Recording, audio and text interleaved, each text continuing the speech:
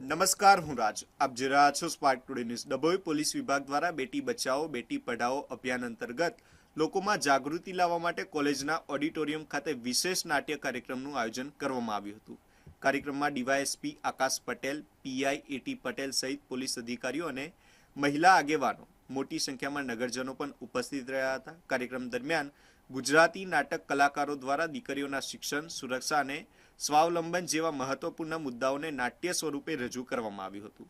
નાટક દ્વારા સમાજમાં દીકરીઓ પ્રત્યે સકારાત્મક દ્રષ્ટિકોણ કેળવવા અને તેમના સર્વાંગી વિકાસ માટે જાગૃતિ ફેલાવવાનો પ્રયાસ કરવામાં આવ્યો હતો. આ પ્રસંગે પાલિકા પ્રમુખ પુષ્પાબેન રાવલ, પૂર્વ પાલિકા પ્રમુખ બિરેન શાહ, શહેર ભાજપ પ્રમુખ દીક્ષિત દવે, મહામંત્રી કિરીટ વસાવા સહિતના આગેવાનો પણ ઉપસ્થિત રહ્યા હતા. કાર્યક્રમમાં હાજર મહિલાઓ, દીકરીઓ અને નગરજનોએ નાટકની સાથે મહત્વપૂર્ણ સામાજિક સંદેશ પણ મેળવ્યો હતો.